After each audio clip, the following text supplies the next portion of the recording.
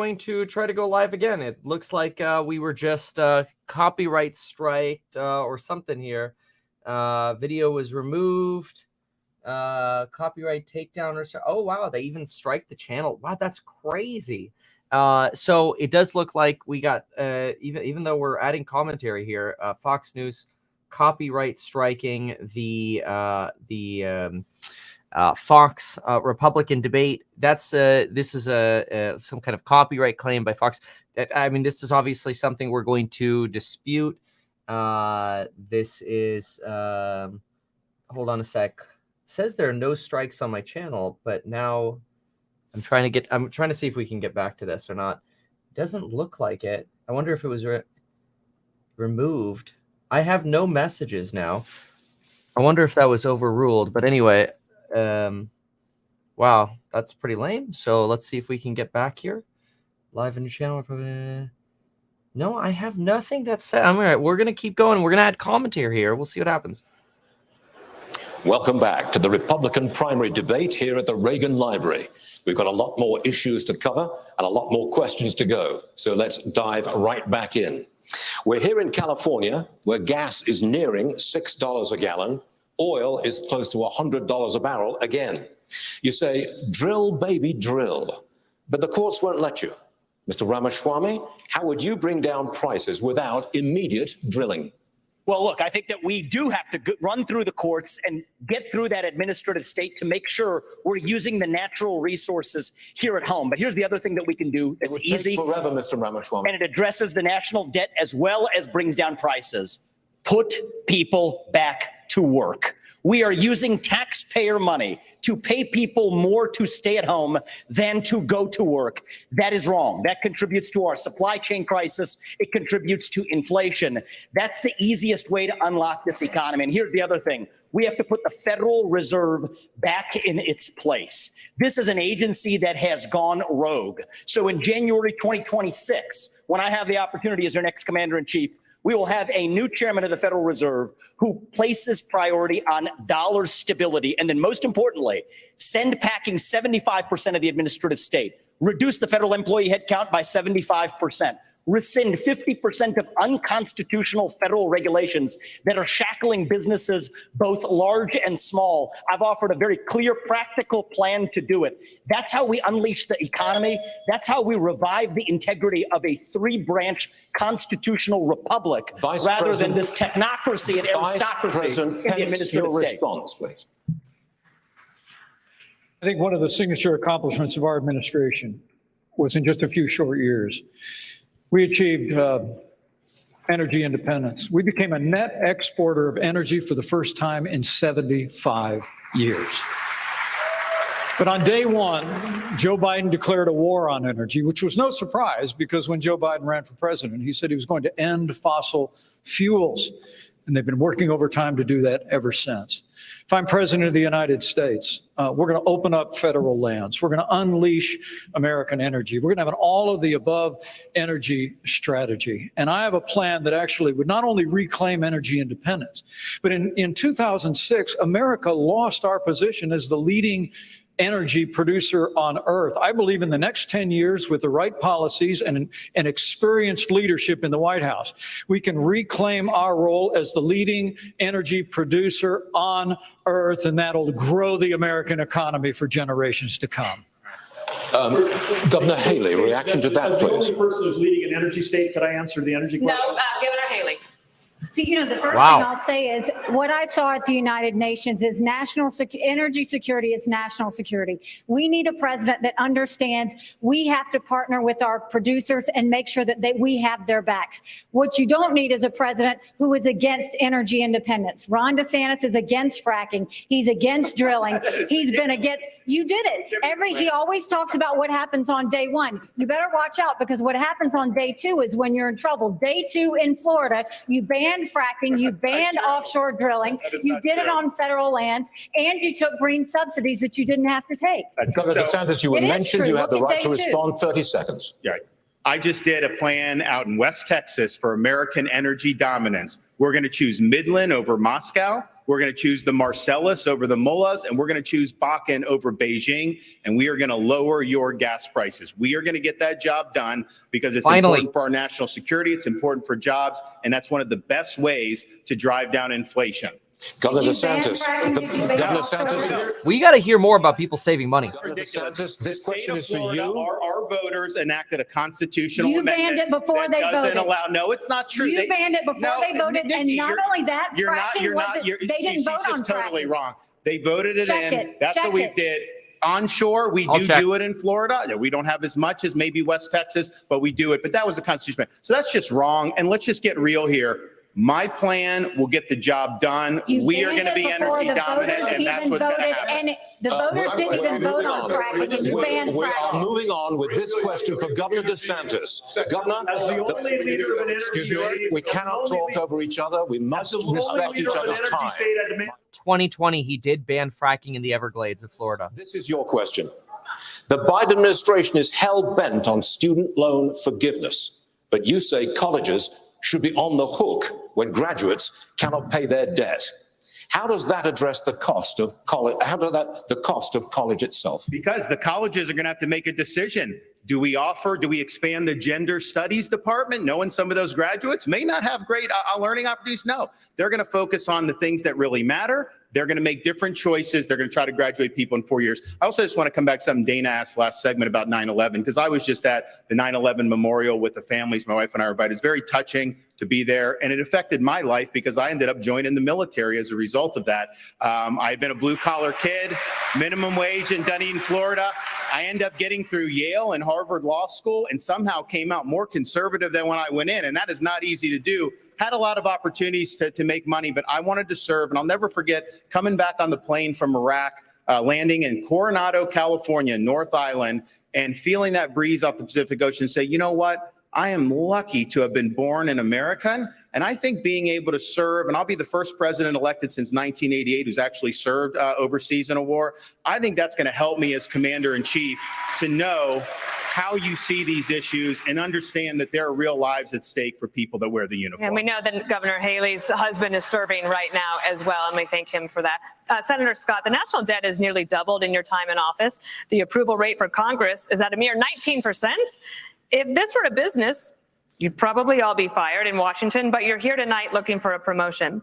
In 2013, Governor Haley hired you for the Senate. I'd like you to tell her why you should be promoted to CEO of the nation instead of her. Certainly. One of the things I'd say is if you look at our national debt of $33 trillion, I would love to have an opportunity to have this country pass a balanced budget amendment. That would constrain the spending in Washington in the same fashion that it does in every state in our nation, number one. Number two, if you want to actually reduce our national debt, you have to grow our economy. In order to grow our economy, you need to create about 10 million jobs to grow our economy at 5%. You can do that in three specific sectors. Number one, the energy sector. We could create between 3 and 3.5 million jobs if we unleashed all of our energy resources. America is we're the richest country if you combine coal, gas, and oil. Why not unleash all of our resources? Number two, we've lost 100,000 factories. 100,000 factories in the last 25 years. If we continued on my Made in America plan, we could bring jobs back to America in a similar fashion that we did when I wrote the Tax Cuts and Jobs Act. We actually lowered the corporate tax from 35% to 21%, reshored or repatriated $1.7 trillion.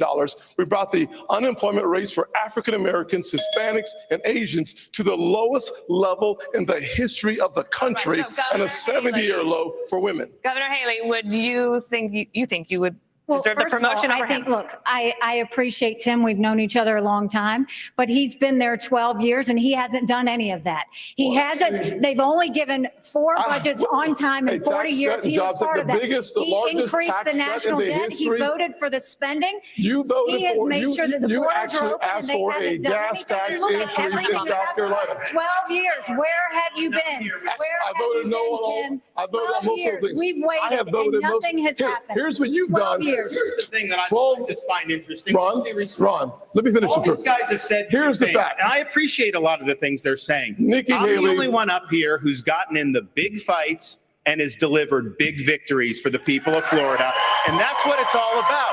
You can always talk, but when it gets hot in there, when they're shooting arrows at you, are you going to be stand up for parents' rights, keep the state free? Are you going to be able to do all those things? And in the state of Florida, because of our success, the Democratic Party lies in ruins. We have won the big fights. We have turned our state into a Republican state. People respond to leadership.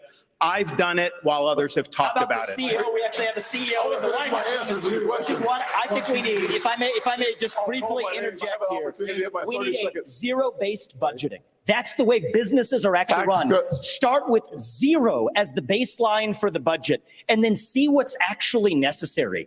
There isn't a blue state or a red state in this union that does it. The federal government doesn't do it. But successful companies, including the ones that I've built as a CEO, will do it. And I think we need a CEO in the White House to get that done. Governor Burgum runs a state that way. Yes, go ahead. You didn't ask the only guy that's been attacked. You have energy questions. You don't ask anything. But I'm just going to say right now, when you say nobody else has done it, the energy plans that have all been announced in the last month by these other folks on stage, we're already doing it in North Dakota.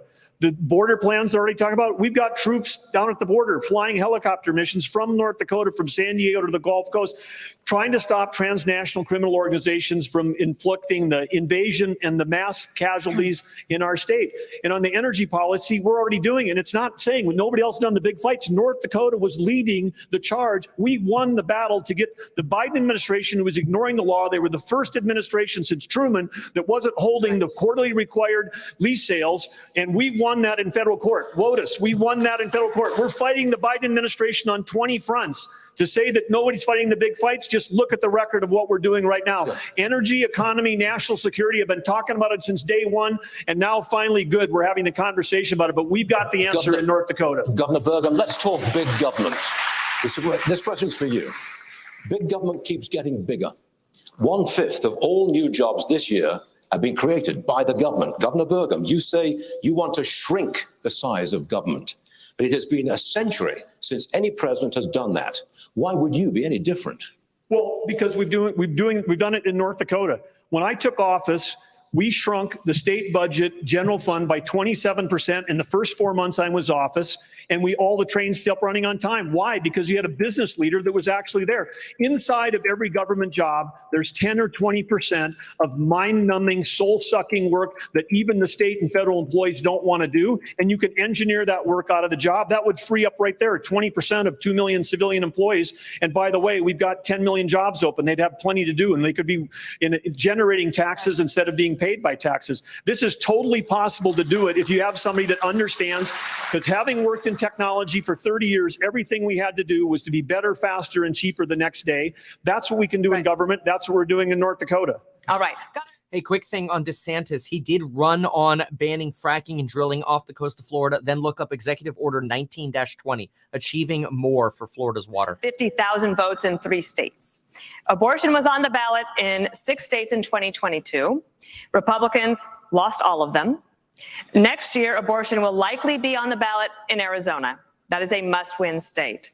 Governor DeSantis, how are you going to win over independent, pro-choice voters in Arizona? Same way we did in Florida. We won the greatest Republican victory in a governor's race in the history of the state, over 1.5 million votes. We were winning places like Miami-Dade County, Palm Beach, that nobody thought was possible because we were leading with purpose and conviction. I reject this idea that pro-lifers are to blame for midterm defeats. I think there's other reasons for that.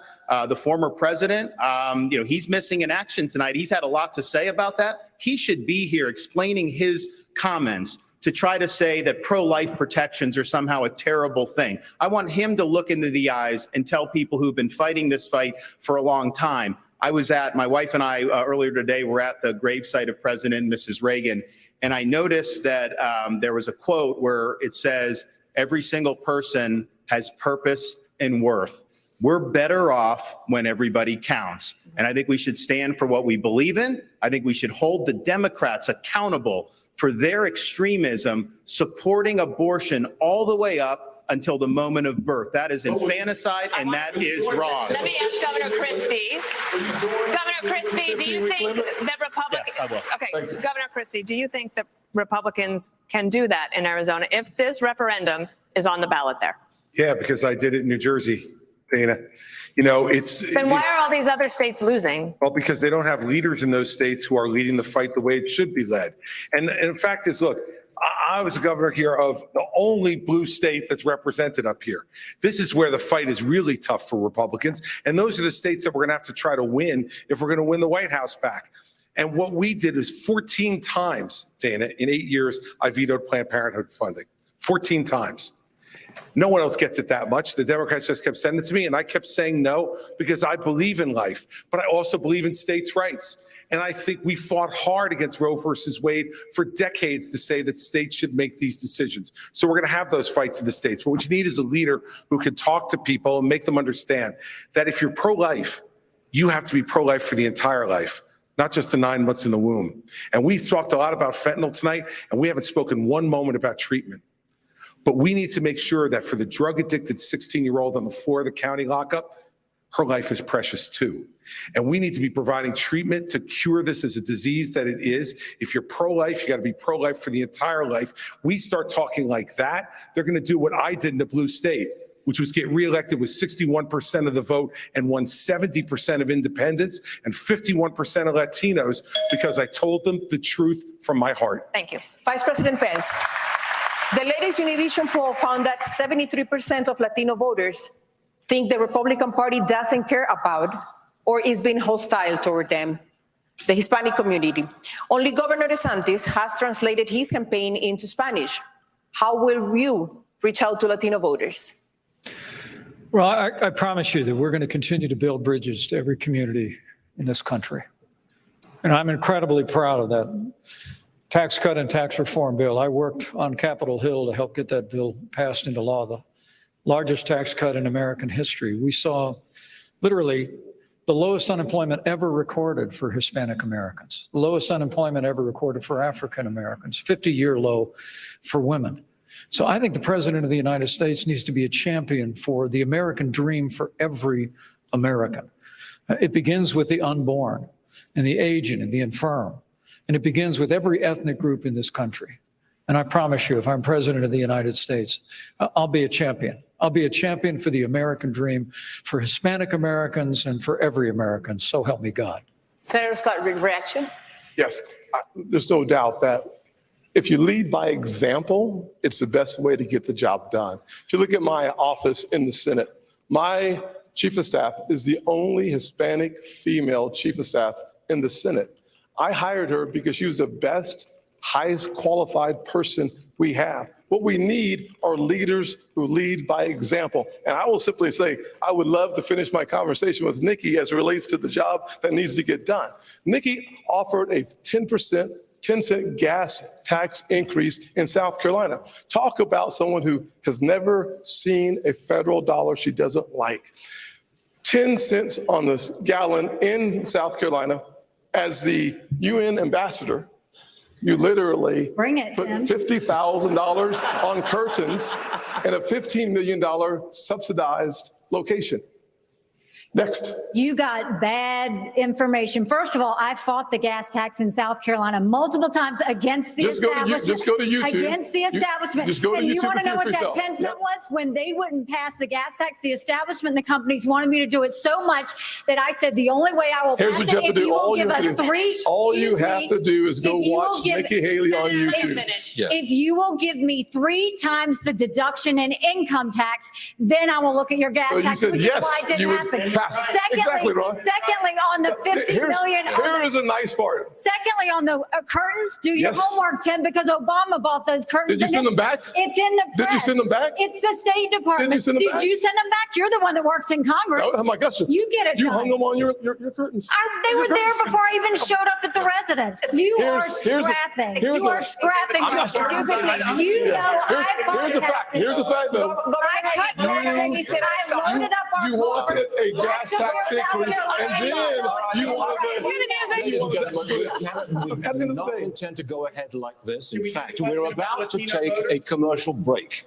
We'll have more of the second Republican debate live from the... Oh, that was intense. Okay, just worth noting that we had 60,000 people watching, and then Fox News did copyright claim us. So I've been kind of quiet in adding commentary, but I have been adding commentary. Anyway, we're going to go to the Donald Trump section while we wait here for the debate to return. I do want to quickly shout out the two things that keep me going here are Noob vs. Pro crash courses. You can now get $79. You can kind of click them to bundle up together.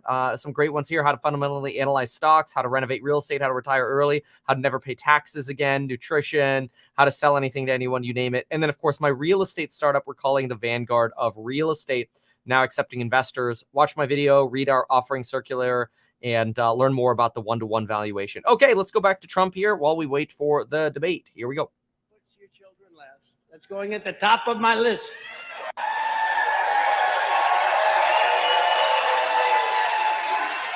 He puts everything that's good last. Mine is slightly different. I put America first every single time. So let me say to every UAW member and skilled workers all across our nation, Joe Biden, the Democrat Party, and their political cronies, cease to serve your interests a long time ago. They don't care about you. I mean, he came here yesterday. What did he have? 9 people, right? 9. We have 9,000 people outside. All right, this is Andrew Kraft here. Why are they interjecting? Should we keep going here? No, we don't care about this. Freedom against the coordinated, corrupt, very politicized forces of evil. I've never seen anything like it. It's weaponized justice. We have a weaponized justice system. I want to indict, think of this, I want to indict my political opponent. He's beating me. We got to indict him. I think, that works 2 ways, because when the next one gets in, let's hope that's me. And I'm sure I'd never do a thing like that. I wouldn't do it. I would not do it. But you have an opponent and you say, let's indict him. And because people know me so well, we know each other very well, my ratings and my approval numbers went up. I'm the only person that ever got indicted where my numbers went up. It's so weird. That's because you know me. I didn't take a salary. I worked my ass off. And we did a phenomenal job. We did a phenomenal job for this country. But for the first time ever, I never thought they indict their political opponent. And what that does is it sets off a chain of events that's very dangerous in future years. It could happen to them very easily. The reason Crooked Joe and his thugs are trying so hard to stop me is that in my first term, I disrupted all of it. Oh, did I disrupt? That was called major disruption. And in my second term, which we're sort of having now, but I don't want the results, right? I don't want the results of this second term. This second term is a disaster for this country. Worst president, think of it, there's never been a president like this. I say that you could take the 5 worst presidents in history, add them up, and he's done a worse job than all of them added up. But now I'm changing it. I think I can make it to 10, because nobody, you look at our border, you look at everything, you look at our woke military. I defeated ISIS. Our military was so great. I rebuilt it. But you look at what's happening in this country, it's horrible. But in my second term, we'll finish the job and we'll get rid of the cheaters, the liars, the scammers, and the criminals. They'll lose their grip on power once and for all. So if you want to save your livelihoods and your way of life, then you need to send a message and join the ultimate strike against the globalist class by casting your vote for a gentleman known as Donald J. Trump in the most important election of our lifetime. I believe this will be the most important election in our lifetime. I used to say that in 2016, and I totally meant it. This blows it away. We're going to lose our country. We're going to lose. We've got probably 15 to 18 million people, the real number, pouring into our country. We have a disaster in Ukraine that would have never happened. We have a potential disaster with Taiwan, China, that would have never happened if it happened. Here we go. Going back. All right. Hopefully we don't get copyrighted again. Let's go add some more fact-checking commentary. Minutes and candidates. It's now obvious that if you all stay in the race, former President Donald Trump wins the nomination. None of you have indicated that you're dropping out. So, which one of you on stage tonight should be voted off the island? Please use your marker to write your choice on the notepad in front of you. 15 seconds. Wait, are you serious? This is actually hilarious. This is actually good. With all due respect, I mean, we're here. Vivek. I don't think they like him. To my fellow competitors. Nobody wants to participate. Let's do some questions. Let's talk about the future of the country. Wow. I want to be clear. Let me ask you this. If I may. Let me ask you something. Then if you won't answer that question, let me ask you this one. Yeah. What is your mathematical path, Yes. Governor DeSantis, in order to try to beat President Trump, who has a commanding and enduring lead in this race? So polls don't elect presidents. Voters elect presidents. Right. And we're going to take the case of the people in these early states. We're going to do it in a state-by-state direction. And why? Because as Reagan said in his day, this is our time for choosing. We are not getting a mulligan on the 2024 election. Republicans have lost 3 straight elections in a row. We were supposed to have a red wave with inflation at 9%. It crashed and burned. Not in Florida, it didn't. We delivered it in Florida. And so we've got to choose right. We've got to win. And we need somebody that's going to be able to serve 2 terms. So in January of 2023, they'll be able to address the nation saying, we turned the economy around, we secured the border, and we fended off the threat from communist China. As your president, I will get that job done. Governor Christie, I believe I did see you write something. Governor Christie, I believe, excuse me, Governor Christie, I believe I did see you write something on the card. No, but I'll certainly tell you. Go. Okay. Yeah. Look, I think I've been the only one on the stage who's been clear about this. I vote Donald Trump off the island right now. Oh. And the reason I vote him off the island, but any of the people on the stage, you know what? Every person on this stage has shown the respect for Republican voters to come here to express their views honestly, candidly, and directly, and to take your questions honestly. I have respect for every man and woman on this stage because they've done it. Vivek, put your hand down for a second, would you? I still got time, dude. So chill out. Here, look. This guy has not only divided our party, he's divided families all over this country. He's divided friends all over this country. I've spoken to people, and I know everyone else has, who have sat at Thanksgiving dinner or at a birthday party and can't have a conversation anymore if they disagree with Donald Trump. He needs to be voted off the island, and he needs to be taken out of this process. Can we get Vivek 15 seconds? All right, you have 15 seconds, Vivek. Look, I have a different view on this. I think Trump was an excellent president, but the America First agenda does not belong to one man. It does not belong to Donald Trump. It doesn't belong to me. It belongs to you, the people of this country. And the question is, who's going to unite this country and take the America First agenda to the next level? When we rallied behind the cry to make America great again, we did not just hunger for a single man. We hungered for the unapologetic pursuit of excellence. So yes, I will respect Donald Trump and his legacy because it's the right thing to do. But we will unite this country to take the America First agenda to the next level, and that will take a different generation to do it. That does it. I repeat, that does it for the second Republican primary debate live from the Ronald Reagan. They just cut it off hard at 8 like that. They didn't even do final closing statements. We'll see you out on the campaign. Okay, I'm going to do a summary here in just a moment. There's a lot to talk about. That's insane. What? That was lame. Okay, I don't know. In my opinion, that was somewhat of a trash ending. That's crazy. Okay, well, I'm going to do a summary of all of this, including what Donald Trump has spoken about so far. Quick reminder, go to meetkevin.com to learn about the Noob vs. Pro crash courses and my real estate startup househack.com to read about the circular. Okay, give me like 10 seconds here. I was honestly not expecting that to hard cut off like that, but that's pretty wild. Okay, so I'm going to put Trump at the end. And I'm going to go through some of the takeaways I wrote down from each of the individuals. I have to say, Nikki probably has the most commentary out of all of this. And I got some stuff to add for Nikki. Okay, ready for a summary here. Again, surprised that ended as quickly. All right, here we go. Stand by. Wow, wow, wow. I am totally surprised with the abrupt end of that second debate put on by Fox News. They also copyright striked me for covering it the first time and adding my commentary, but I'll leave that aside. Let's give as much as possible unbiased summary here of exactly what was said and what was talked about. These are going to be all of my thoughts put together. So let's get right into it. First, I have to say the moderation in this debate was terrible. I understand it was in partnership with Univision, but it was very difficult to understand one of the moderators. For the first half, there was an echo.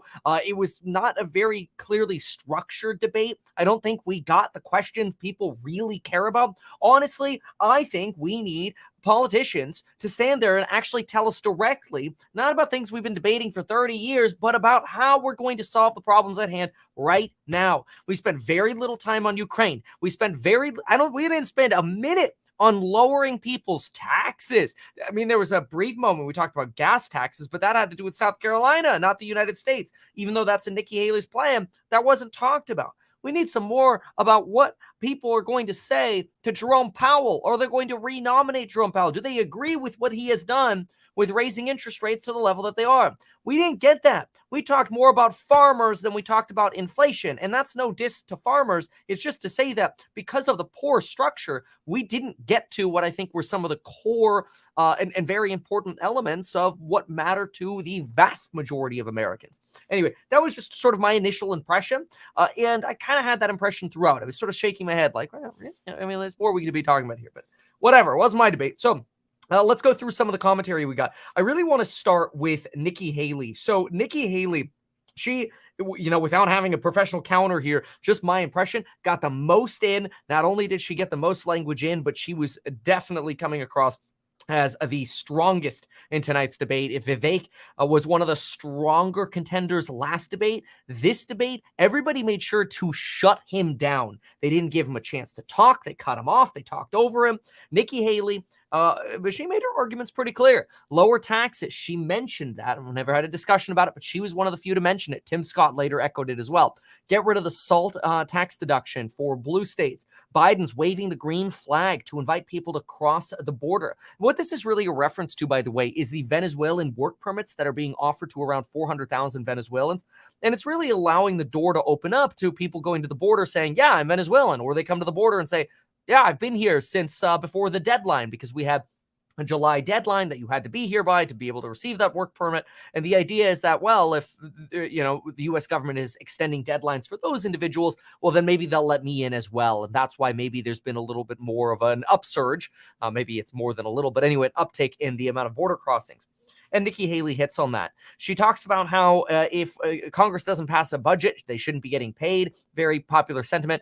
She talks about how frustrating it is for law enforcement officers to punish individuals by arresting them, but then they get off and they don't actually get prosecuted. Talks about supporting American companies, talks about making healthcare transparent. And then she gets into like really complicated programs and phrases like certificate of need programs and bringing competition back and dealing with tort law. And honestly, at one point, some people were nicknaming her Wiki Haley because she sounded like she was throwing a dictionary at us.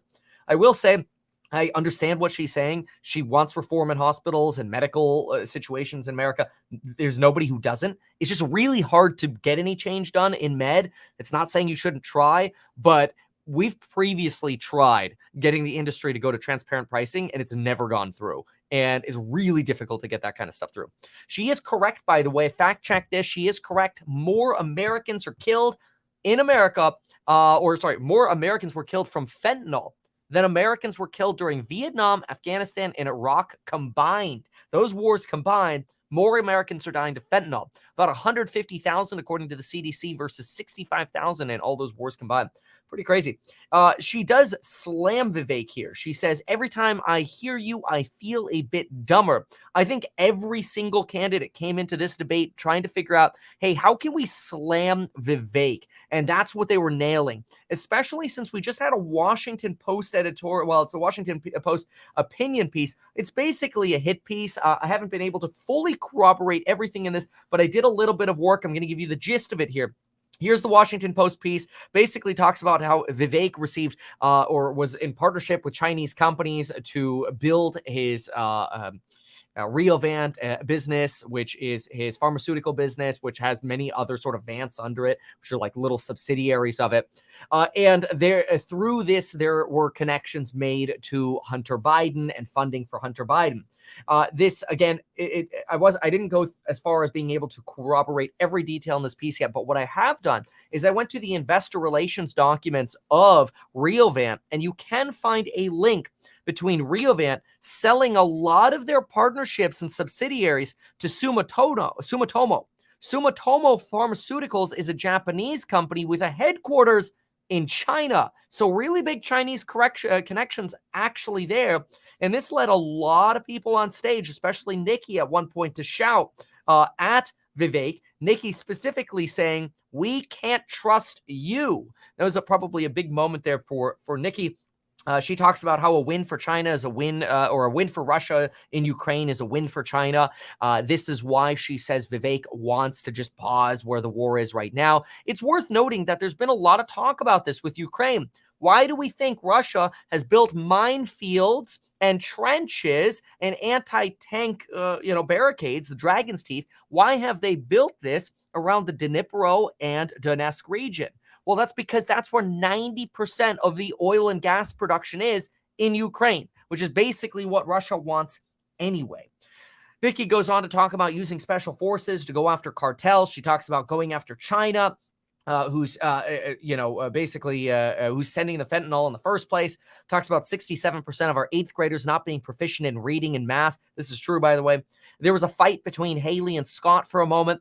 Basically, Scott was alleging that she spent $52,000 on curtains at a United Nations office. She says while she was there, those curtains were already there, or that spending was already approved.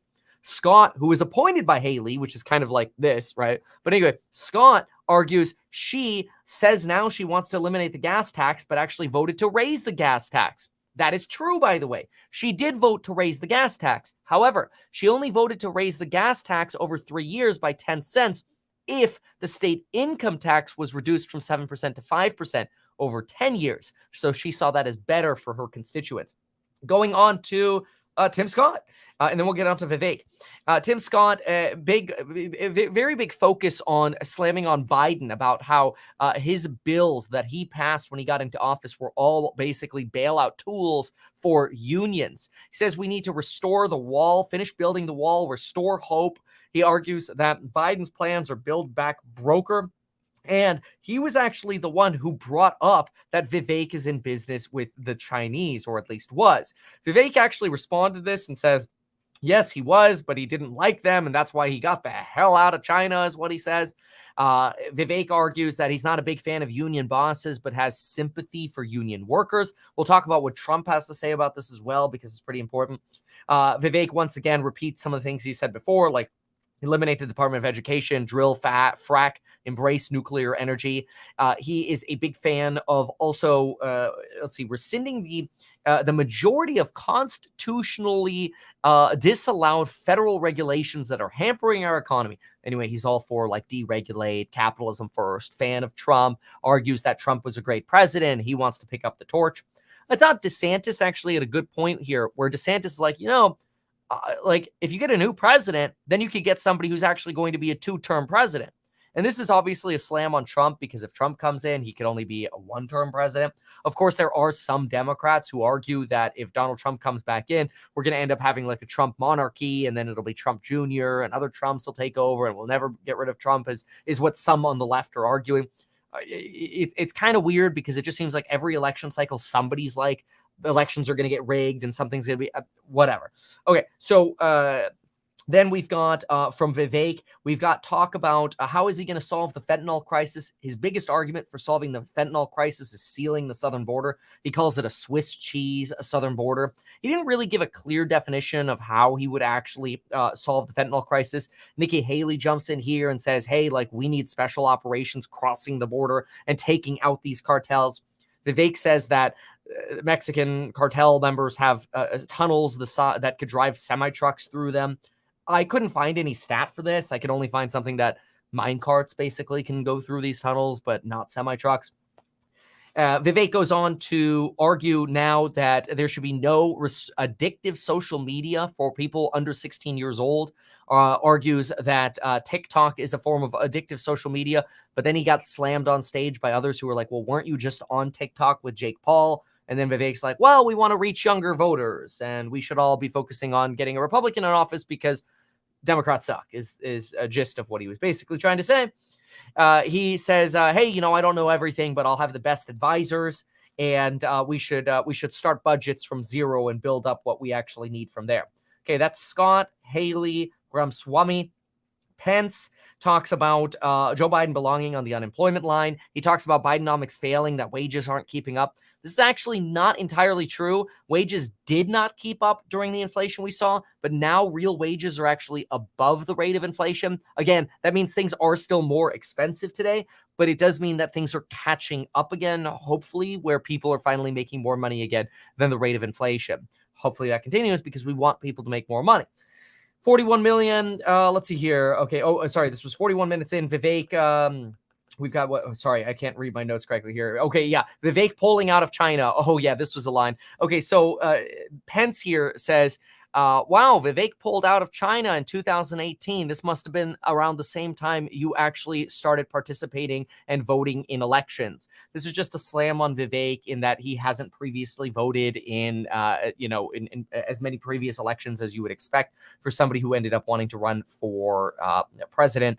The audience didn't seem too optimistic about that. I think the audience saw that as a little bit ageist, but whatever. So Pence continues with make the government smaller, bring Obamacare back to the states, bring housing back to the states, and bring health and human services back to the states, as well as shut down the Department of Education, which is interesting because that's a Ramaswamy line. Okay, continuing on. Then we've talked about Nikki Burgum. A lot of talk about how, hey, we're helping the fight on the border. We're sending helicopters over. We are a productive state, but we need to be careful how we allocate subsidies because subsidies are being allocated poorly. But I think Burgum has good ideas. In case you don't know, he's the governor of North Dakota, but I don't think they come across as clearly to the average voter. So I think sometimes some of the things he says get lost. You've got Chris Christie coming out with the Trump insults again, saying, hey, we don't have Donald Trump, we have Donald Duck, because he's not here actually participating in this debate. Although many would argue Donald Trump doesn't need to be part of this debate because, well, like, basically Donald Trump's argument all along has been like, what do I need to debate them for? You know my record. I'll just tell you what I'm going to do, and then you can look at my record. What do I need to debate them for to get a platform? I have a platform. He literally does, Truth Social. But then he also gets a lot of media attention. Anyway, National Guard coming to the border to stop the fentanyl crisis is one of Chris Christie's argument. He complains that other people on the stage don't have foreign policy experience, but he doesn't technically either. People in Washington, right? And then we move on to DeSantis. DeSantis, the argument here from DeSantis is people in Washington are shutting down the American dream. Trump should be here. We need hard power around China to limit the expansion and growth of China. Hard power is, by the way, different from soft power. Soft power is deemed to be diplomatic. Hard power is like you put military installations in, you put ships in, you put missiles in Taiwan, you put defensive weapons in Taiwan. But that's hard power versus soft power, which is negotiating. Speaking of which, I am teaching negotiating and how you can learn how to negotiate in my Noob vs. Pro crash courses. See those at meetkevin.com. We've got a price increase coming on Friday. They're on pre-sale, just $79 right now for all of these crash courses. They're smaller, more efficient, but very high value courses. And we are raising money at that 1-to-1 valuation for House Hack, my real estate startup we're calling the Vanguard of Real Estate. Okay, continuing on, we've got DeSantis talking about going after Mexican drug cartels, bringing chip manufacturing back to the U.S. The irony about that is Biden is actually, and I'm not here in the Republican debate summary to talk of Biden, but Biden's bringing back a lot of chip manufacturing to the United States via either the CHIPS Act and the Inflation Reduction Act, which is definitely not the Inflation Reduction Act. So it's definitely going to increase inflation. Well, my opinion. But anyway, you've got massive expansions coming from Taiwan Semiconductors, Intel. You've actually got Qcell, which is a German manufacturer of solar panels, coming to Georgia to grow crystalline for solar panels in America because of all the subsidies that are going to these. Now, in fairness, these subsidies are going to green rather than, all sorts of manufacturing, which is a big problem that Donald Trump has.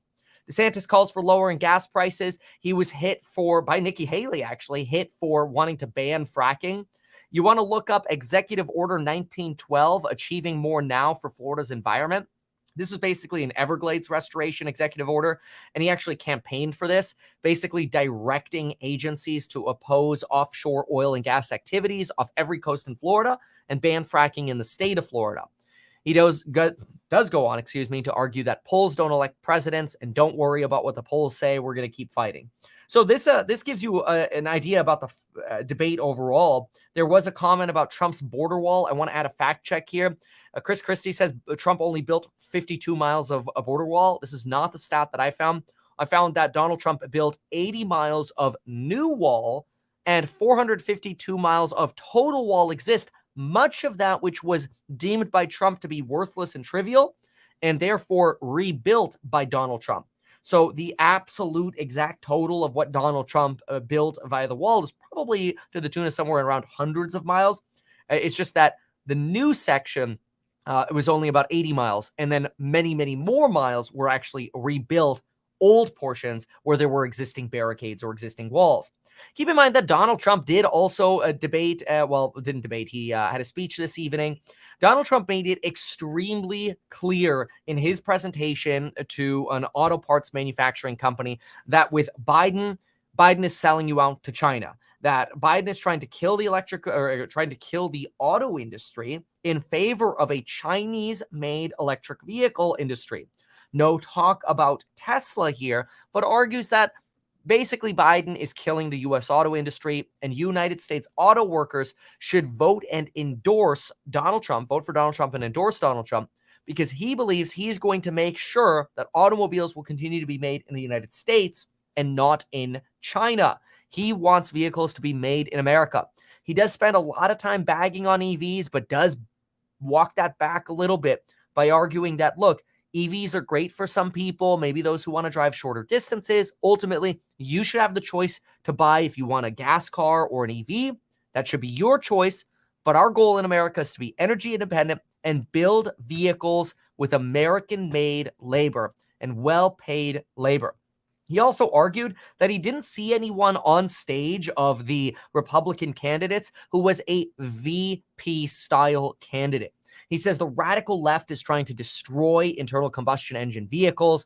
And then he kind of goes into some history about talking about how he was able to negotiate discounts on the Air Force One, how he wants to ban sex changes for children, how on day one he's going to make sure vehicles in America are made in America.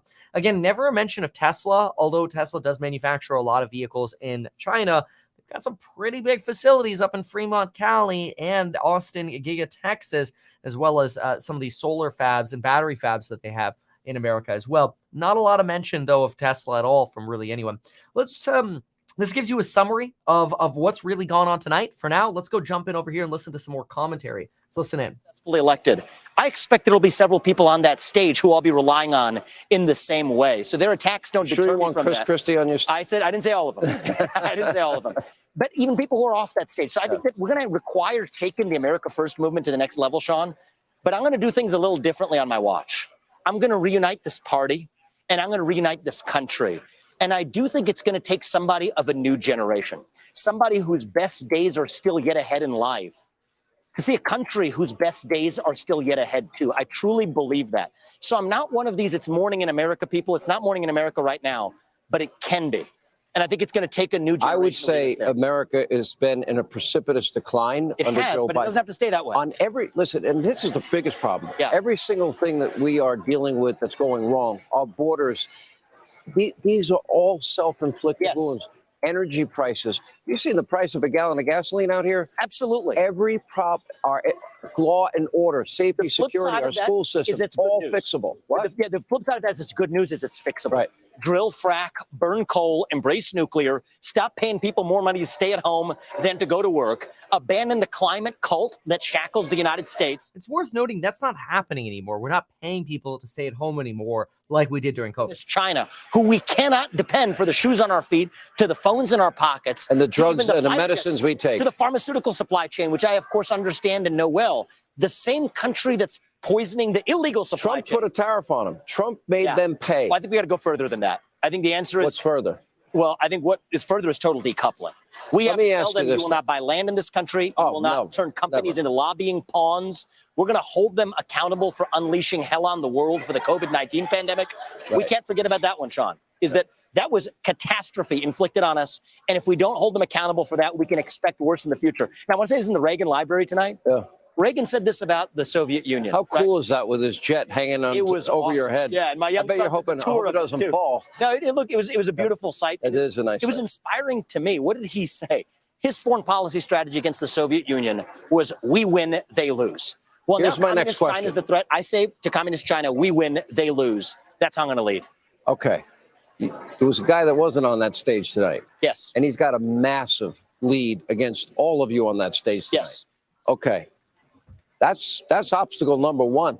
Well, look, the way I look at it is I was a little different than everybody else on the stage. The reason Donald Trump's in the lead, let's be honest, is that he was an excellent president. But I'm an America First conservative, not a Trump First conservative. And I think we have to reunite this country and reach the next generation to take our America First agenda to the next level. So I will honor Donald Trump and his legacy more than anybody else. Do you find I think I'll take it further. Do you believe that these indictments are, first of all, they all should, they're all politically motivated? I think they're shams. I think they are too. And I will pardon him on day one. I said that at the last debate.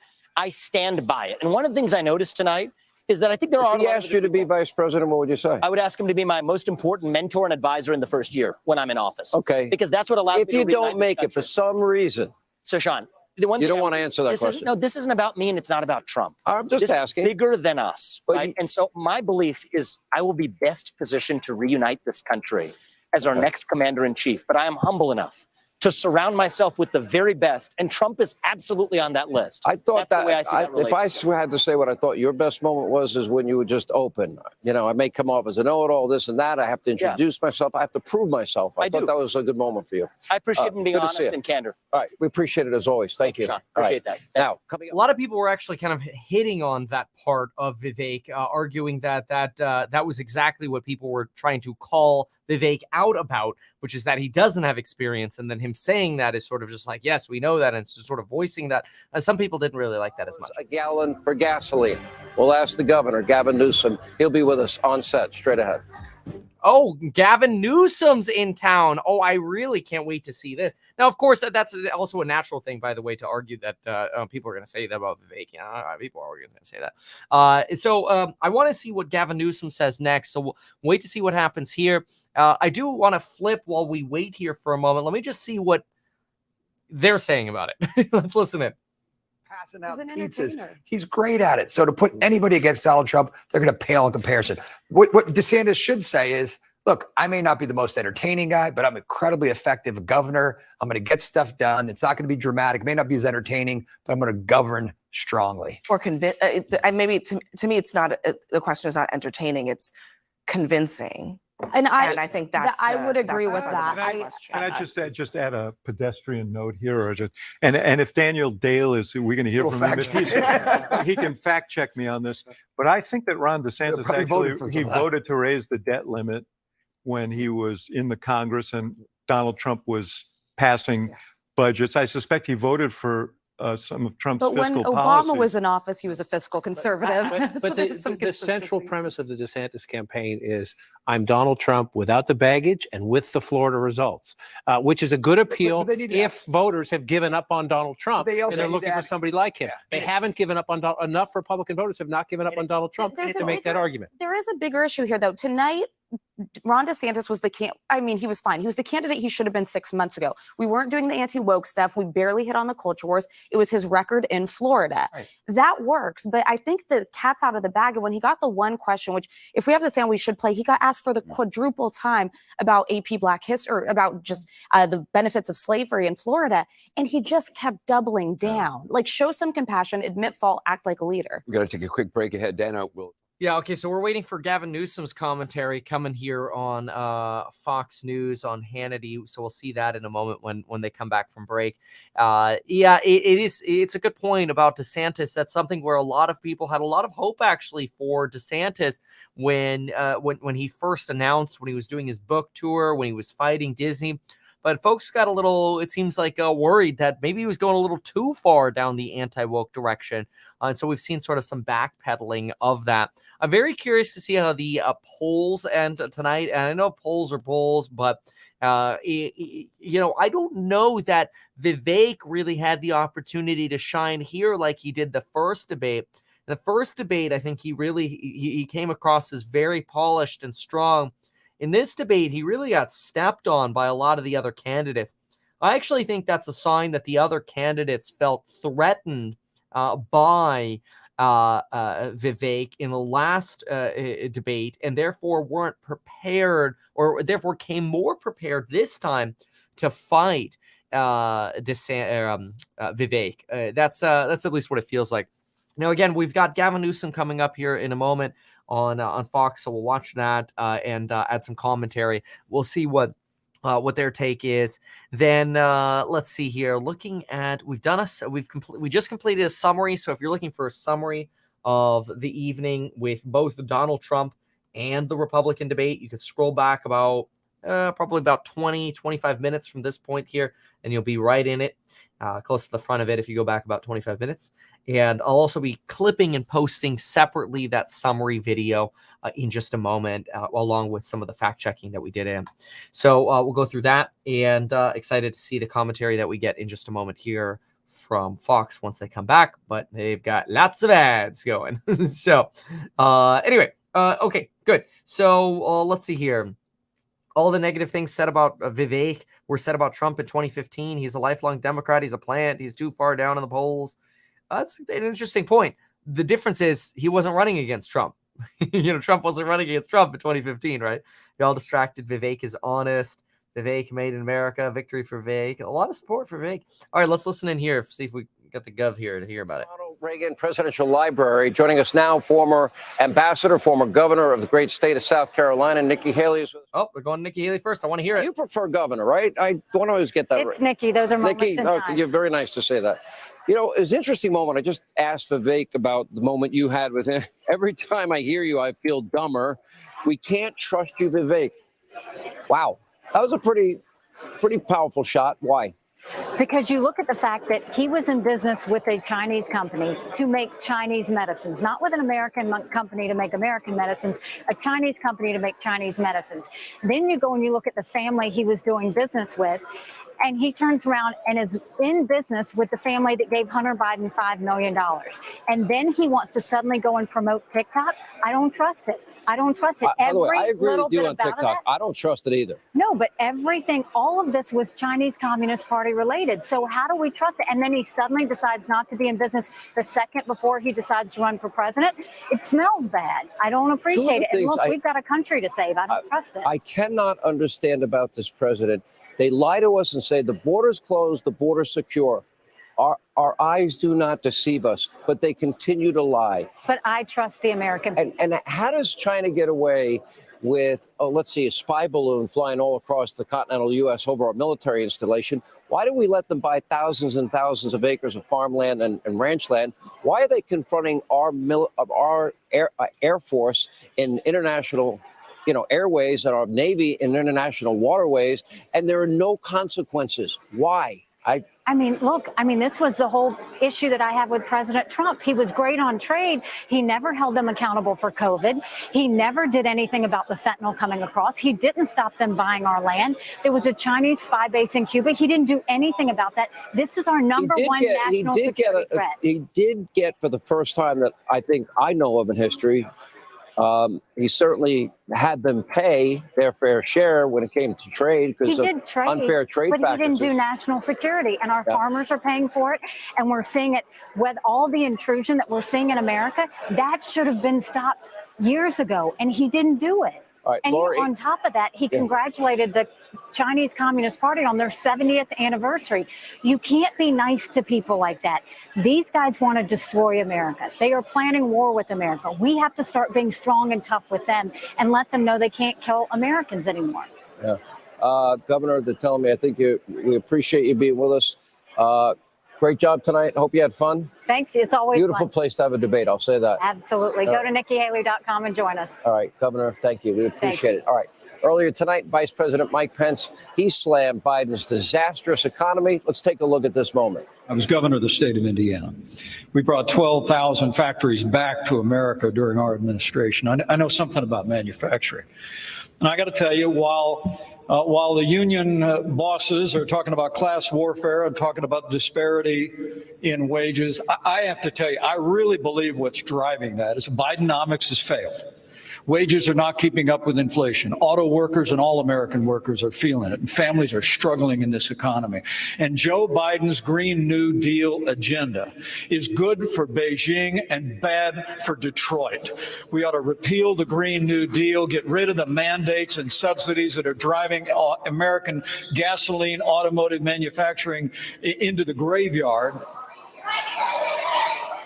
All right, former Vice President Mike Pence joins us. Mr. Vice President, good to see you, sir. Good to see you, Sean. Okay, one of the things that I thought you did tonight it certainly resonated is the issue of policies that we know work. Right. So much of what Americans are experiencing, so much of it, unfortunately, is due to the fact that we have open borders. We've unilaterally disarmed on the issue of energy independence and energy dominance. We have a very pathetically weak foreign policy. These are scary times. This is a country in decline as far as I see. It's all the more reason why we ought to go with what we know has always made America strong and prosperous and free. We're here at the Reagan Library. You and I both love Ronald Reagan. Absolutely. Ronald Reagan came to power when there was a failed Democrat administration. Inflation through the roof, gasoline prices through the roof. America was embarrassed on the world stage. And Ronald Reagan stepped forward and actually said that we could make America great again. And then a couple decades said those later, words. He said those words. And then a couple decades later, another man came down an escalator, made the very same promise. And Donald Trump and I governed as conservatives on the very same record of a strong America at home and strong leadership in the world, limited federal government, pro-growth, the right to life, traditional values. But what I tried to insert in that lively debate tonight was that I think Republicans are facing a time for choosing, that we have to say whether or not we're going to stay on the path that has defined our movement since the days of Ronald Reagan and through the Trump-Pence years, or whether we're going to follow the siren song of populism unmoored to conservative principles. And that means walking away from American leadership in the world. Frankly, the former president's actually advocating, Sean, a 10% tariff on all imported goods into the United States. The Tax Foundation said that would cost 500,000 jobs. So higher taxes, walking away from leadership in the world, and of course, marginalizing the right to life, as many on that stage have sought to do. People need to know that I'm the most consistent, the most tested, the most proven conservative. And if I'm president of the United States, we're going to bring America back on that solid foundation. Do you believe that the country, politically speaking, I'm pro-life, I have an advertiser on my radio show, Preborn. I donate for the ultrasound machines. They use science of ultrasound, convincing women that, hey, there's something magical growing inside them, and they find more women choosing life than ever before. However, the Dobbs decision was 15 weeks. And where I think politically this issue is, because I believe it played a big role in what happened with Mastriano. And what happened to frankly, the whole ticket in Pennsylvania, no exceptions, rape, incest, mother's life. He lost by a bigger margin to a non-incumbent gubernatorial candidate since the 1940s. I think that played a part. Am I wrong? Well, I don't think you're entirely, it wasn't that it wasn't a factor. I just don't think it was the dominating factor. When I looked at the midterm election, Sean, I saw that candidates that were focused on the future, focused on the challenges that every American family is facing under the failed administration of Joe Biden, our candidates did well. But largely where candidates were focused on the past, particularly relitigating the past, they did not fare as well. But look, at the end of the day, I so admire your pro-life stand over so many years. and millions of Americans who prayed and supported leaders and championed the pro-life cause brought us to this moment. But the Dobbs decision didn't just return the question of abortion to the states, and it was a real difference on that stage tonight. I don't think we quite got as much opportunity to break it down, but the truth is that whether it's the former president or Ron DeSantis or Nikki Haley, they believe that this should just be relegated to the states. I'm pro-life. I don't apologize for it.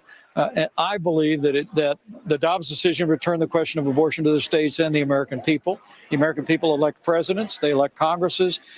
I think the time has come for a minimum national standard. I'm going to support strong pro-life measures in every state in the country to go as far as we can to protect the unborn.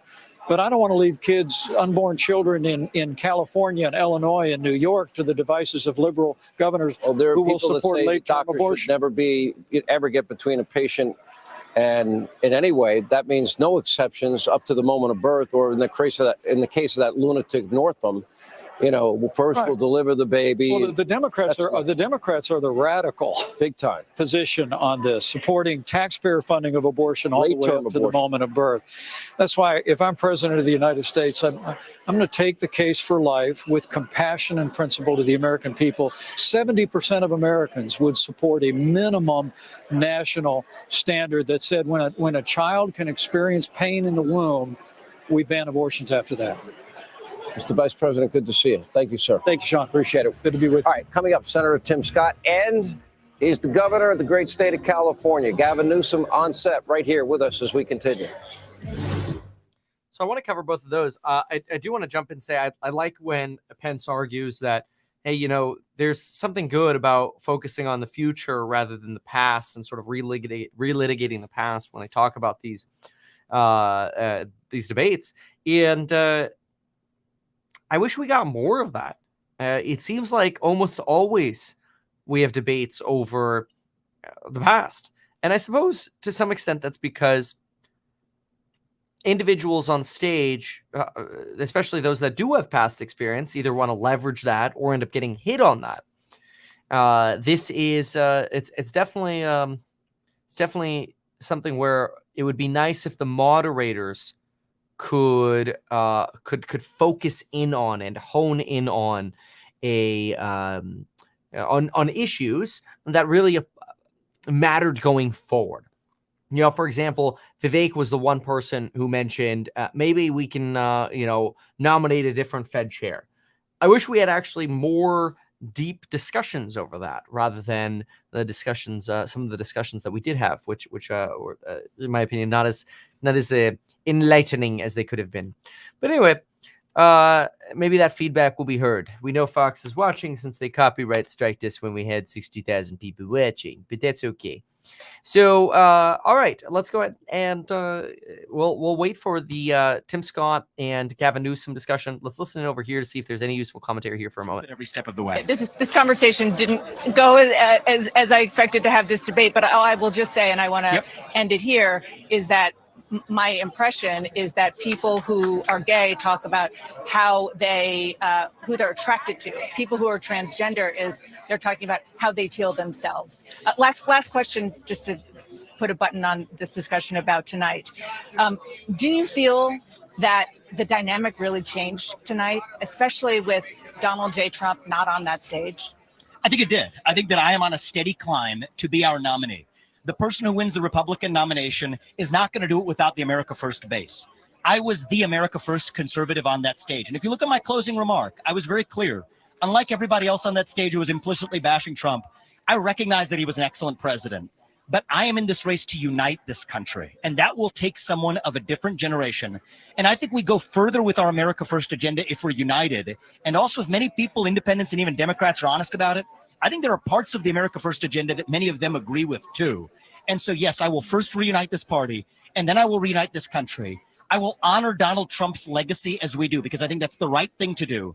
But I believe I will take this to the next level and unite all Americans by reaching in part the next generation. And that's the phase of the campaign we're in now. Vivek Ramaswamy, thank you so much for coming over. Appreciate it. Good to see you. Thank you. Anderson, I'm going to toss it back to you. Dana, thanks. Vivek is not super tall, by the way. Dana Bash is like 5'2". Vivek's like by 8.5. Wow, he's got a lot to say. Ramaswamy, by the way, although I thought most of this debate was unwatchable, the most watchable parts were when like Nikki Haley was taking him over her knee and just spanking him over his views, his attitude, whatever, all night long. And then all the other candidates got in on it as well. And although he is no threat to get the nomination, and he's obviously just running as a Trump surrogate or a Trump stand-in, he deserves to be taken to task. After the last debate, we all thought, well, he got all this attention. He's going to get a spike. And he did get a momentary spike. But then, like, we turned the lights on this guy, and nobody likes what they're seeing, the contradictions, the I didn't say that. Yes, you did. Here's the video, the doing business with China, his crazy views on foreign policy, which continue to come out. So I was personally glad to see someone, I mean, he's a salesman. He's constantly selling, but that's different than having values and principles. And so I just thought that was a good thing that came out of it all. It was interesting to hear him on the stage sort of acknowledge some of those criticisms, and Dana pointed this out. I mean, clearly he saw research on how people viewed him after the last debate and tact course, and that was what he said on the stage. Yeah, some consultant said, hey, man, they don't like you. They think you're annoying. What they said was everything he just repeated back. Right. That's not exactly how you defeat that. But you can tell someone told him that, and he's trying to fix it, which it's not fixable because he's just who he is. You're absolutely right, though. I mean, the idea that an unprincipled salesman could get elected president, that's absurd. We got to stand up to him someday, don't we? It did feel Making like Trump with references. Ramaswamy, the sort of earnestness and character change he tried to do was about as shallow as his policy viewpoints. It lasted about a minute until somebody called him out on the fact that last time he insulted in a broad swath the entire stage, and then he reverted right back to who he actually is, which is someone who's antagonistic, incredibly arrogant, and thinks he knows everything. And then on the policy viewpoints, it just he in this interview just now with Dana, he pays homage to Reagan. But then he literally is once again reiterating that he would just kind of hand over Ukraine to the Russians. Ugh. His ideas on Taiwan are frankly insane, but I do think he is there as a surrogate for Trump. And I think that you'll ultimately see him backing. He also says that, like, he'll say, I think we do better as a Republican Party when we, this is the same guy who just a few days ago admitted in an interview that he doesn't really consider himself to be a Republican. He's just using the Republican Party to try to advance what he sees as his personal and he didn't really vote platform. until he was 30. When you say he's running to be a surrogate for Trump, do you believe he's looking to get a VP nomination? His people are playing to get the VP nomination. That would be an absolute radioactive general election ticket. I can't think of two more off-putting people for women, independents, and moderates than Donald Trump and Vivek Ramaswamy on a ticket. But it's something they're positioning for. But I think a number of candidates on the stage probably are as well. I disagree with you, Scott. I think that I mean, he's still getting market share. When rearranging the deck chairs of the people on the stage, he's still taking it from other folks. Market share that would. Okay, let's check over here quickly. Per student for education. And yet the vast majority of minority kids are below grade level. In Did Detroit, you see the 13 high schools in Baltimore? Zero proficiency. You talk about the greatest, absolute disgusting form of discrimination. It's brought to us by the teachers' unions who are standing in the doorhouse of schools today saying to poor kids, you're trapped in, you're never getting out. And what does that lead to? It leads to hopelessness, it leads to high unemployment, and it leads to crime. We've lost control of these cities because the liberals, with their supermajority, have done nothing. You said, and you talked about your background. You did a good job in your book about this, but you talked about America not being a racist nation. There are racists in this country. Absolutely. And they're evil. To me, that's evil. Yes. I believe we're all children of God. That's my firm belief. I agree with you. Not a doubt in my mind. Yep. Okay. So how is it that you have historically minorities in the largest numbers voting for Democrats? Okay, how are they doing with your school system, and how do they treat you? Are they protecting yourself? Is there law and order, safety, security, so you can pursue your God-given happiness? We need to go where we're not invited. We need an uninvited tour where we go to cities like Chicago, Detroit, Minneapolis, Los Angeles, and do one thing. What we do is we sell the GOP. We sell the principles that undergird success and human flourishing. Those principles are very simple. We need a free market system that actually says there's room at the top for anybody who works hard, gets a good education, and has grit.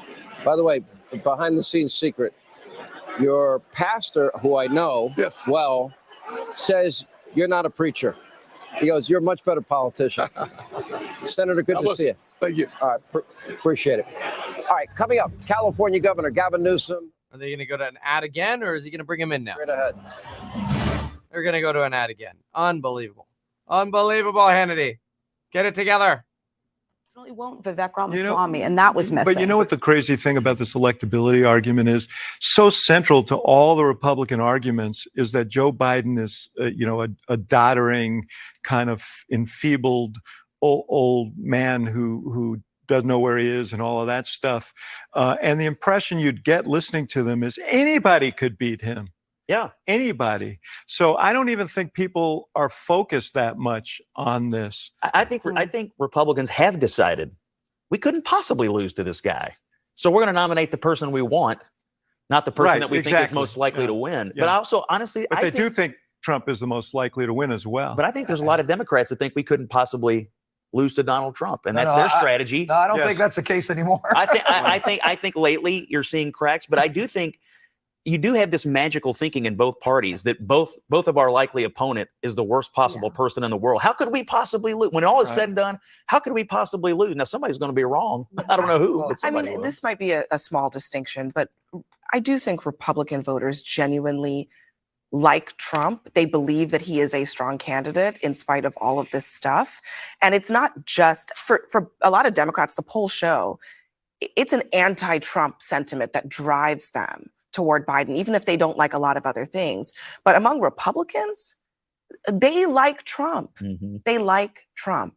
And that is the real problem. That's why all of those other candidates are having a hard time because they can't undermine the genuine affinity that he has with Republican voters, that it's hard to break with policy. It's hard to break with rehearsed lines. It's hard to break with your rhetoric in whatever state you come from. It's hard to break those things because it's not necessarily tied to anything, on a piece of paper. Well, there's also this tribal, I mean, what the indictments have done is it's turned this into a tribal thing, and there's a rallying around Trump because he has sold this idea that he is under siege for his political views, and therefore there is a feeling that we should rally around the guy. We benefit from that. Yeah, we mentioned CNN fact checker Daniel Dale a moment ago. I want to bring him in now with a closer look at what candidate Ron DeSantis had to say tonight. Let's go check really quick if we got Newsom on yet. Using discount code Fox News. Nope, of course not. Wait, are we close? He's tracking the winners. I think we're close. Sushi. What's watermelon? Yo, Shamas. Bro, what email? Anyway, yeah, feel free to, if you have questions, by the way, on House Hack, feel free to email us at ir@househack.com. That's my real estate startup. We're calling it the Vanguard of Real Estate, now open to pretty much all investors, non-accredited investors. Read our offering circular here, along with the risks disclosed. You can also go to meetkevin.com to learn about all these different crash courses we have now, how to fundamentally analyze stocks, profitable side hustles, boost your productivity, buy your first house, renovate real estate, retire early, never pay taxes again. Check these out, Noob vs. Pro crash courses. Okay, waiting now for Mr. Governor Newsom to pop onto Fox here. So we're on standby for this. And if you have questions about the Noob vs. Pro courses, email us at staff@meetkevin.com. All right, waiting for this ad to end, and we should be right there with Newsom and Hannity, and we'll add some commentary on what the governor of California has to say. Standing by. All right, come on. After this ad, I feel it. Right after this ad, we feel it. Lots of ads. All right, here we go. And it's exhausting. Come on, Fox. Here we go. Here it is. All right, welcome back to Hannity. We are live from the Spin Room. We are at the Reagan Library in beautiful Simi Valley, California. And, well, the governor of this great state, Gavin Newsom, is with us. How are you, Governor? Good to be back with you, Sean. All right, now that you went on your little media tour with all your liberal sycophants, you come back to reality, and you love doing my show better. You just told me off air. I love doing your show the most. I mean, it's unbelievable that you can publicly say something like that. That's amazing. By the way, favored nation status for me, the Reagan Library at a Republican debate. Where else would I want to be? Wow. This is it. This is home court. Okay. Home court. So now I'm going to ask you, honest question. So you see the atmosphere, you feel the electricity, you feel the room. Oh, I know where you're going. You know where I'm going. I know where you're going. Yeah. Okay, and We just finished the presidential debate. Are you going to promoting a presidential candidate I want to against know, the governor? Because I know the truth. In your heart, in your mind, you want this. But you have basically gone on a media tour sucking up to Joe Biden, and you know he's a cognitive mess. You know it. I also know he's got an extraordinary record to run on. Really? And I couldn't be more proud. By the way, how's his record on the border? Objectively, he was the winner tonight. No doubt. Objectively? Yeah, no. That's Joe not even, Biden? that's not spin. These guys identified problems, and Biden actually has not only identified solutions, he's gotten bipartisan deals to begin the process of implementing those. Look into that camera right there, and you tell the people watching. Yeah. Do you think this border is secure? Because they keep telling us it's closed and secure. Do you believe the southern border is secure? Do you believe with all the fentanyl deaths and opioid deaths, is this border secure? I believe Ronald Reagan was right in 1986 when he supported comprehensive immigration. Yeah, well, he also reform. said it was the worst decision he ever made. Yeah, but I believe that he did the right thing for the right reasons because he recognized it's not just a border issue. And That the said it entire was the worst system, decision. the entire system needs to be reformed. We haven't reformed since '86. You're not answering We need my to question. reform the asylum system. I want to know. I believe in strong you borders. just You and said I know Joe's that. successful. I think Joe Biden has been an unbelievably Is successful this border president. secure? The border, we all agree we have a border challenge. We all agree that we need to reform the asylum system. We agree in strong borders. So he's not Democrats don't successful in oppose that. securing the border. I think the Republican Party is complicit in this as well. You cannot do things. I mean, it's just factual. The There's border was push-pull secure under factors. Donald Trump. Oh, that's wildly overstated, but I get your fundamental point. Clearly, the challenges are more acute today. And by the way, I don't need to be educated on this. I have the largest land port in the Western Hemisphere here in the state of California. But you're a disagree. sanctuary that we- state. And it's you the fifth want largest illegal economy in the immigration. world. We had 7.8% GDP growth in 2021. And we dominate on innovation and entrepreneurial And who spirit. pays for housing, food, clothing, education, healthcare? Who pays for that? Well, we had $177.7 billion operating surplus over 2 fiscal years. And I just did an $18.5 billion tax rebate, the largest in American history, as we expanded universal health care. And we're providing more services, including, by the way, health insurance, which Ron DeSantis apparently wasn't even aware of the question. You save that for the debate with Ron. Here's the next thing. So I come into your state. Yes, sir. First thing I love to do is bring money to your economy. I appreciate it. I go straight to In-N-Out Burger. That is one of the greatest things of your state. Legit. Including the weather, including the terrain is phenomenal. You can keep going, but yes. It's all phenomenal. However, then I'm passing gas station after gas station and gas station. Oh, yeah. Oh, you're right. Excuse me. Gouging us. Oil companies are screwing us. $4 a gallon in every other state. Yeah. $7 I saw here. Why is your state nearly twice as much? As of today, I monitor this very closely. I just did a special session. We became the first state in the country to do price gouging legislation with a new monitor just went into effect. These oil companies are ripping us off $2. They're only ripping off California, though? $2.06. This mystery surcharge that they've been advancing for years and years. But the average around the country is $4, and I saw anywhere between $6.50 and $7. $2.06 higher. You're absolutely right. No, your state is much more than every other state. Exactly. $2 Why? higher because they're screwing us. There's no justification. It's not regulation, taxation. Yes. 85 cents. 85 cents. Low carbon fuel standard. How much does 85% California cap and get per gallon for gasoline tax? When you add the gas tax, you add cap and trade, and you add the low carbon fuel standards, and then periodically add, and I'm being as transparent as I can be, and you add our unique blend, you get a differential around 85 cents. That you can justify, not $2.06. That's where the So you're oil admitting companies you should are be screwing. $1 more a And if you gallon. want to trust the oil companies, I can assure you, these guys don't have your back or the American Let me public. tell you something. When Donald Trump was president, gasoline prices nationwide never averaged $3 Well, a gallon. Never once averaged We didn't have $3 Saudi a pulling gallon. back another 1 million barrels. We didn't have OPEC Plus screwing us. We didn't have a war in Ukraine. We didn't have. We weren't going through. No, we weren't also going through this COVID supply chain reality. So there was a lot of competing factors that led to some of this. By the way, but he Sean, also can we level adopted. set? Wait a minute. He made the country energy independent for By the the way, first we're time more in energy 75 years. We are more energy dependent today. Look that up. It's a fact. And if you False. No, it's just factually untrue. Joe Biden is unilaterally disarmed. I encourage the people watching. Look I this up. encourage the people watching. 5.94 quads. Google 9.5. Look at all the restrictions Joe 5.94 Biden quads. has put We are on more oil and energy gas companies. independent today under Biden. Pence doesn't know that. Your audience doesn't know that. More domestic oil production than any time in history. We're on pace this year. That's a fact. You guys keep making that up. No, we don't make it up. You're making it up. We're energy independent, and now we're not. We are energy independent. No, we're not. Net energy No, exporters. we are not. Sean, this is going to be so much fun when this gets PolitiFact tomorrow. Anwar, go there. Look at all the other restrictions. 5.94 quads. That's the margin. It's the highest margin of net energy export in America's history under the Biden administration. I did have a little fun, and for once, you actually got back By the to way, me. I can't wait for PolitiFact tomorrow. There's going to be some fun. PolitiFact. Why don't you go to the great? I want you to Why don't show you go your to the audience. Washington Post fact checker? All right, who needs there's to be 4 fact checked. Pinocchios then coming your way. You get 4 Pinocchios your way. All right. So I come into your state. Yes. I love In-N-Out Burger. Yeah. High price of gasoline, of course, not your fault. Although you admit 85 cents of it is. Here's the other thing. So I have a guy driving me, loves California, hates your taxes. Yeah. Okay.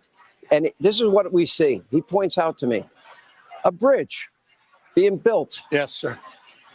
For the people at home, imagine this. They're building the bridge for mountain lions. It cost $100 million. Some of it private money, some of it government money. A lot of private money. Some of it government money. Yes. So you're building bridges for we are. mountain lions and rattlesnakes. Among other things, it's a wildlife crossing. A wildlife We've crossing. seen so many accidents. We want to protect people's health and safety, impacting the economy and insurance and traffic in the region because of wildlife crossings. And we want to address a vision for this state as it relates to setting aside 30% of our land to be protected for future generations. Vast majority of that comes from the Wallenberg Foundation, private sector, and it's inspired a generation of kids. And we want to inspire other like-minded wildlife crossings across the country. So you got this debate with Governor Ron DeSantis. Yes. Are you excited about it? More so tonight. He lied about fracking. Nikki Haley laid him out. He lied about fracking. He lied to the American people tonight. He did an executive order. By the way, there's only going to be 2 of you, But Sean, you guys, you don't like him. I know. no, I just don't like. Well, I don't like people that demonize other people or go after vulnerable communities. But I also don't like liars. Nikki Haley laid him out tonight. He signed a 2019 executive order. I'm a governor. I know what an executive order is. Why would you sign an executive order saying you will not do offshore oil rigs in your backyard and then blame Biden for not doing more across the country? I have an exit question. Hypocrisy is remarkable, and Haley laid him out. Save that for the debate. Here's my exit question. Happened tonight. Under any circumstances at all, yes or no, will you ever accept the Democratic nomination to run for president in 2024 under any circumstances at all? That's a yes or no. I'm looking forward. I was just in Chicago with the DNC. I don't need the long answer. I want the yes or no answer. To President Biden's inauguration. Will you accept it under any circumstances? Of course not. It's a hypothetical. Yes or no? No. No, Because under it's any hypothetical. circumstances. It's ridiculous. Joe Biden's our You president. called me ridiculous. Joe Biden is I'm going gonna to make win you this pay for my re-election. In-N-Out Burger. Joe Biden won the debate tonight, and you're right about In-N-Out Burger, and that's a great way to end. You are In-N-Out right Burger. about In-N-Out. All right, but the last thing is all those stupid interviews you did. It made you prefer to do my show. Well, I mean, I love talking about gas prices and wildlife crossings. That's all the time we have left. Thank you, Governor. We'll continue. Wow. Okay, that was actually really interesting. Let's add a little bit of color to what was just said. Just like a little bit of fact checking here on what Governor Newsom said here with Fox. So When it comes to the border crisis, Gavin Newsom really quickly deflected to the Reagan amnesty for illegals and how it is illegal to hire illegal immigrants, but we're going to provide amnesty to those who are here already, which Reagan later said was a mistake. Gavin Newsom dodged the question, though, on, hey, like, is the border crisis worse today? And Gavin Newsom finally answered it and said, yeah, challenges are greater today than they were. But hey, we're still the 5th largest economy in the world. And we just gave $8.5 billion in tax rebates back to Californians. It's really useful to put that into context, though, because when Gavin Newsom was talking about this $8.5 billion rebate, he neglected to mention that the very next year, we ended up having a $32 billion deficit. And what did they do with that rebate? They didn't save for a rainy day. They didn't reduce government costs or invest in schools or mental health. They didn't actually invest in making the government more efficient, which they could have done. Instead, what they did is they took that $8.5 billion and gave stimulus checks, inflation-reducing stimulus checks. That was their line, inflation-reducing stimulus checks to households in California, making up to $500,000. That's what they did. So if you were a family making up to $500,000 in California, you could have gotten an inflation stimulus check from Gavin Newsom. That's what they did with their $8.5 billion surplus rebate. And the next year, we're in a $32 billion deficit. Newsom talks about oil companies screwing California, that 85 cents of gas taxes or 85 cents of the price of a gallon of gas could be related to gas taxes in California, and says that oil companies are charging us $2 more, though. What Gavin Newsom doesn't talk about is it's not just the taxes in California, it's the damn regulation. You can't pipe the gas like you can in other states, let alone other countries. Instead, in California, you got to truck it. And the regulations around trucking are intense. Regulations around refining are extremely intense out here. And California, like he said himself, has special fuel blends as well. All of these things add up to creating the differential in the price. And Gavin Newsom, I think, is only talking about 85 cents, suggesting, oh, that covers it. We're getting price gouged by the rest. But he neglects to talk about the differences in regulation between California and other states when it comes to gasoline for your cars. Gavin Newsom, I think, does correctly, though, suggest that, hey, the reason we didn't have inflation before was obviously because we didn't have COVID, a war in Ukraine, and these crazy supply chain issues because of multiple waves of COVID, shutdowns, and money printing. I mean, that is accurate. Regarding more exporting today of energy or oil than we ever have before, this is also true, but you have to ask yourself the following. Technically, we hit peak oil. And so when we hit peak oil, even if we're not producing more, if our usage goes down, we might export more. And we import and export, so it's sort of offset. We import certain blends of fuel. For example, we like to import more of the heavy sour crude blends, whereas we export some of the lighter blends. But it is true, in 70 years, we did hit record exports, but that doesn't necessarily mean we're, we couldn't be even better off if we didn't, for example, leave the Keystone Pipeline open or, continue to promote fracking. Or even nuclear, right? As far as DeSantis lying about fracking, we actually covered that during the debate. We were able to fact check the exact executive order that DeSantis really dodged on. DeSantis campaigned on the idea of no more oil or drilling outside the coast of Florida, Everglades restoration, and banning fracking, especially in the Everglades. This is via and then once he got into office, via Executive Order 19-12, achieving more now for Florida's environment, actually limited or encouraged and directed the government to limit the expansion of fracking. Okay, let's go back in over here. I know that you have your 3 favorite moments of the night, and one of them is with Nikki Haley and Vivek Ramaswamy. They had this back and forth over China, and then Nikki Haley kind of ended it. And by the way, it was really, you couldn't understand what they were saying for quite a while, and then Nikki Haley ended it with this. Watch. If you will give us three, all you excuse have me, to do is if go you will watch give- Nikki Haley on YouTube. Yes. If you will give me 3 times the deduction in income tax, then I will look at your gas So you tax, said which yes, is why it didn't you would happen. pass. Secondly, Exactly, Ron. secondly, on the 50 million. Here is a nice part. Secondly, on the curtains, do your Yes. homework, Tim, because Obama bought those curtains. Did you and send them back? It's in the press. Did you send them back? Okay, so that was the curtains comment. That was in the very tail end of the debate. Yeah. So actually, that was one of mine, because at the end of that exchange, where they're going back and forth, and you can't really understand what they're saying. Right. South Carolina on South Carolina about a gas tax, and in the middle of that, Governor DeSantis steps in and says, "Listen, this is silly, and I've done a lot in Florida, et cetera, et cetera." In other words, he landed the dismount after that argument. And there were a couple of those moments, which is why I say DeSantis had a good night. And the one we were talking about where Nikki Haley came in and she went after Vivek Ramaswamy, and it was about China. And what she said at the end was, because Vivek says, "I shut my company down in China." And she and jumps Vivek in. said, "Yeah, well, you shut it down after you were president." Right before you were president. running for president. So I think that there are, Vivek Ramaswamy changed his tune this time. Last time he said you were all bought and paid for. This time he said you're all wonderful Republicans who might be in my cabinet. So it was a definite turn, and they picked up on that quickly. Yeah, and it's interesting. Lastly, we talked about Chris Christie, and I don't know if we have this, but let's see if we do. Where Chris Christie went after the former president, he did it a few times, and in this case, he ended his with a joke that may not have hit the right notes. Watch. And I want to look at that camera right now and tell you, Donald, I know you're watching. You can't help yourself. I know you're watching, okay? And you're not here tonight, not because of polls and not because of your indictments. You're not here tonight because you're afraid of being on the stage and defending your record. You're ducking these things. And let me tell you what's going to happen. You keep doing that, no one up here is going to call you Donald Trump anymore. We're going to call you Donald Duck.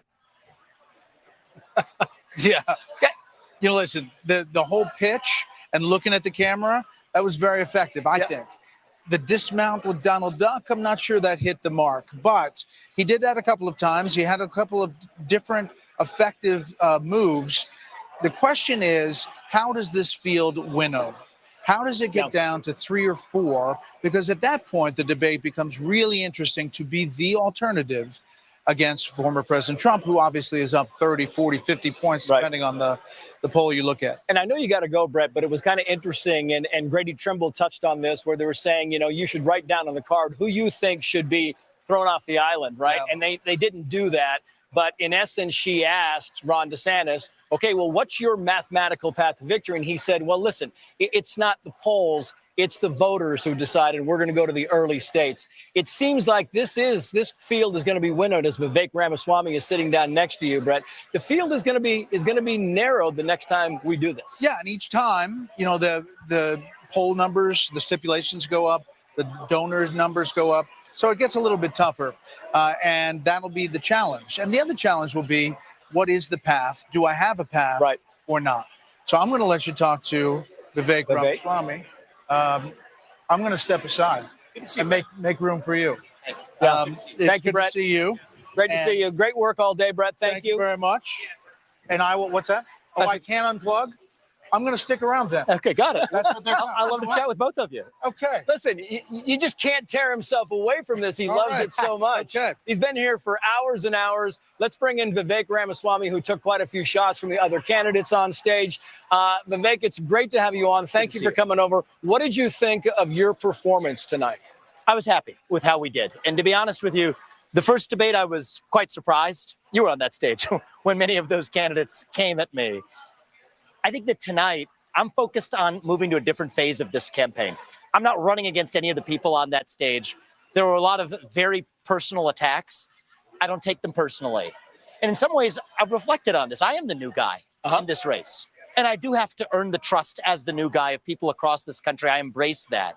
And I'm going to surround myself when we lead this country with people who will challenge me, who will question me, who disagree with me. That's how I've built my businesses successfully. That's how I'm going to lead and reunite this country. And so even though they were coming for me, I'm not bothered by that. I'm not running against any of them. I'm running for this country. And our mission isn't just to win this election. It's to reunite this country. And if we're going to reunite this country, we're going to have to reunite this party first, and I'm cut out for the job. Brett and I were talking earlier. We didn't have the soundbite, but Nikki Haley and you had kind of a back and forth. You were talking about China and your business in China that you said you closed down, and she said, yeah, you shut it down before you ran for president. She got a lot of applause for that, and it got a lot of resonance on the internet. What do you think of that? I think it was a false and unfair attack. I mean, the thing I was actually going to retort with, although I didn't want to get into mudslinging, is she's among many governors who have courted Chinese investment into her own state. Yeah. The fact of the matter is I've done something that very few American CEOs have. I made a clear pledge not to do business in China when I started my second company, Strive, because I learned from the experience of the first. I talked about those experiences in my book, Woke Inc. And the reality is every other American CEO is beholden to the CCP. There's a reason on this network. If you look at the last couple of years, I've been the most vocal CEO who's been an opponent of businesses doing business in China because I understand that threat. From a Reagan's perspective, right? Talked about Ronald Reagan and his position against the Soviet Union. What did he say? We win, they lose. That's my position with respect to the Communist Party of China, and that's how I'm going to lead us. Well, was it the same company? Was it the same company as Hunter Biden got paid the $5 million? I think it was ridiculous. I have no idea about what that reference was even to be honest with you. We actually opened a subsidiary in China. There's a wide range of investment that you take from people in China to do business in China. Same thing as every other company from BlackRock to Apple to anybody else who opens JVs in China. But the difference with me is I got the hell out of there. And when I started my next business, I made a day one commitment that no financial institution in this country has made. And I think part of the problem with our politics is China has infested every part of it. If you look at every governor on that stage, from Burgum to Nikki Haley to everybody else, has courted and praised Chinese investment into their own state. So we have to be honest. American CEOs, every major American CEO has been expanding into the Chinese market, but we have to learn from what went wrong there to be able to actually decouple. And I understand that more deeply than most. The subject was education. There was a little bit of pushback. You made a comment on transgender children. I want to play this, Vivek, and get your response on it. Sure. I have to be very clear about this. Transgenderism, especially in kids, is a mental health disorder. We have to acknowledge the truth of that for what it is. I met two young women early in this campaign. So the question is, a lot of people saying, maybe that's not the best way to approach this. You can say, listen, parental rights are key here, but saying this is totally a mental health issue among those who are transgender, a lot of people were saying, I wish he'd clarified that a little bit. Well, let's be very frank about the truth. I mean, the DSM-5, until very recently, has classified gender dysphoria as a mental health condition. There are increased risks of suicide. So think about how these policies together make no sense. On one hand, we say that these kids require special care. Actually, the Americans with Disabilities Act was recently interpreted by courts to include transgenderism for disabilities benefits, right? So if the courts are saying that and activists are hailing that as a victory, it's inconsistent when I'm saying it than to disagree when I say the exact same thing. But I come from a place of compassion. When a kid says that my gender doesn't match my biological sex, yes, that means they're probably going through some other struggle in their life. And we have to have leadership as adults to get to the bottom of what that is that's going on. We have to be able to ask what's going wrong instead of hiding behind this culture of fear to say you're transphobic for asking that question. I reject that. That is not compassion. That is cruelty. And I think that that's one of the things it's going to take to unite this country. I think it's going to take a leader from the next generation to reach the next generation. And I think it's also going to take somebody who speaks truth when it's controversial. Did you have a different take coming into this debate? It seemed like you were trying to be the nice guy in Reagan's library to say, I appreciate my fellow Republicans. And then last debate, you said, all of you on this stage are bought and paid for. And Senator Scott mentioned that. Well, I think the reality is these are good people tainted by a broken system. And I do think the system is badly broken. I mean, super PAC puppetry runs wild in the Republican Party and the Democrat Party. But you said they could be in your cabinet tonight. Well, certainly there are people on that stage who are good people tainted by a broken system. I'm going in to fix that broken system. Brett, I think maybe you both know this as well as I do. Every politician dances to the tune of their biggest donor, no exceptions. In my case, my biggest donor is me. And I think that that's what allows me to be independent in speaking that truth. It's a bipartisan problem. I don't blame the individuals. I think many of those candidates have in some ways been exploited by their own super PACs. But I've gotten to know them. They're good people. And so, yes, I want to be challenged.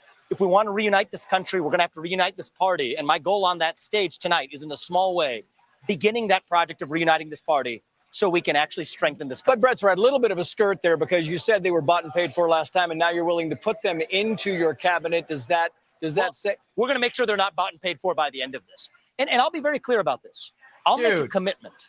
If Ron DeSantis and Nikki Haley and Tim Scott are able to make the same one, any super PAC that's supporting me, I'll say give the money back to the mega donors. I won't show up at your events, but I think everybody needs to say the same thing. We can make history. I think we need to be better than the other side. Look at Menendez. Look at Hunter Biden. Look at George Soros funding half the prosecutors in this country. This is wrong, but we have a chance to be better than the other side, but that's going to require leadership. That's what I'm bringing to the table. And I do think it's going to take an outsider, someone who's been a CEO. And I think this is real. Somebody from the next generation to actually lead us to our future rather than just the politics of the past. Vivek, thank you for coming on. We very much appreciate it. Brett Baer, thank you for coming on. Oh, man, I don't know. Tonight didn't go well for Vivek. Look, he's got some strong ideas, and but tonight I don't think went very well for him. Everyone on stage ganged up on him, and he got cornered a few different times.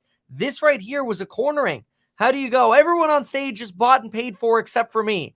To, oh, these are good people. I'll have them on my cabinet. The Democrats are evil. And it's like, well, but wait, that doesn't make sense. That was a great point out there.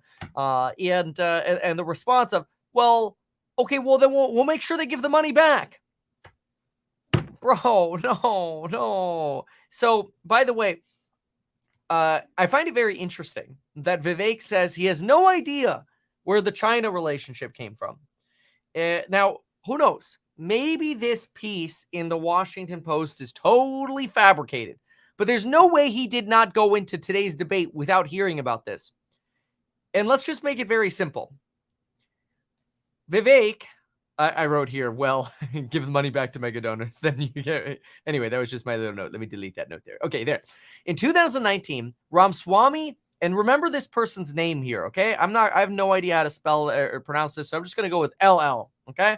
So Ramaswamy and LL deepened their partnership, announcing a $1 billion deal to launch a company called Cytovant Sciences to develop treatments for diseases prevalent in Asian Americans or patients. Okay, not Asian Americans, Asian patients. Fine, okay? So LL, then here it says, is married to JL. Well, she is the daughter of China's longest-serving Minister of the State Security, who ran the Chinese Gulag and was in charge of China's domestic and overseas espionage.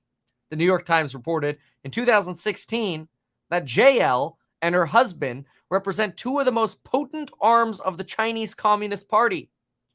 JL co-founded Harvest Global Investments, a company that went into business with, here it is, Hunter Biden, where JL worked with this guy named Zhao Henry, who ended up investing $5 million into Hunter Biden's Burnham Asset Management. Now, there's a lot there that is obviously difficult to corroborate right here. What we can do is we can try to understand a little bit of the history of, if we just do a quick little Google of LL's name, and then let's do Ramaswamy. Let's just see if we can get these things together here. A lot of posts now about this Chinese problem, but this is all based on the Washington Post piece. Let's see here.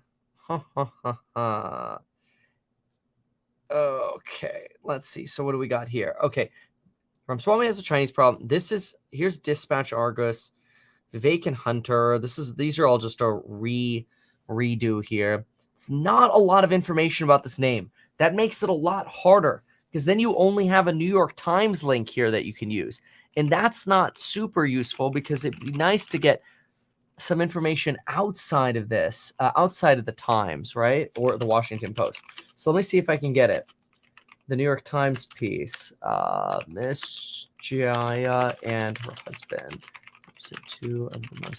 Okay. Let's see what we can find out. Panama Papers. Got it. Panama Papers. Okay, here's the article that they're referring to. It's Panama Papers tie more of Chinese elites to secret accounts. Interesting. Panama Papers tie more of Chinese elites. All right, let's see if we can pull this up together. Okay, here it is. So this is that source where we get a little bit of an understanding about what's her name again? Gia. Where's Gia? There she is. There we go. Okay, here we go. Is during that period that Gia, this name, JL, the wife of Mr. Liu's son, LL, there it is, appear to have become the director and shareholder of Ultra Times Investments, a company incorporated in the British Virgin Islands. Okay, here. There it is. JL and her husband represent two of the most potent arms of the Chinese Communist Party. And this is the quote that we saw in the Washington Post piece. But again, how do we verify that? LL heads one of China's leading private equity firms and was until recently, why is it doing this? Chairman of CITIC Securities, a brokerage arm of the country's biggest financial conglomerate. Anyway, point is, this is where that whole Hunter Biden connection allegedly is coming from. I would have expected a better response from Vivek than just, I have no idea where that's coming from. Well, I mean, is it true or isn't it true that you ended up having a partnership to create Cytovant Sciences with this individual? Maybe if we just Google Cytovant Sciences and LL's name. Nope. Gonna take more work. Not gonna be that easy. We got some good track coverage going on here. Interesting. Or it's not true. Interesting. All right. Well, something to pay attention to. All right. Let's go back to where we were. Of law enforcement, because the morale is down because we've been defunding the police, because they've been attacked in the press. The police have become the bad guys when they're the one. There's all these jobs available in America. Why would you be a policeman if people don't even respect them? The last time you were at the debate, Governor, and welcome to you, and thank you for coming on. The last time you were at the debate, you had clearly the Achilles problem with your leg. You were on a kind of a wheeler, a trike, if you were, that you were kind of keeping your leg around. When we had you in the studio a few weeks back, you felt a little bit better. How you doing tonight? I'm doing fantastic. Thanks for asking. And of course, feel good. Made it deeper into the season than Aaron Rodgers, but good luck. Good wishes to him. And Kevin Durant, 12 months before he came back. We're on track to beat that. And excited to be here tonight. A lot of comments we had, Governor, about your debate tonight. A lot of energy. And, they keep saying, Governor Burgum's got some great energy tonight. He had some really concise answers. He came in. He was thoughtful about a few things. But you know what? He just doesn't stand a chance. And so I don't know if I can get behind him. What do you say to those people?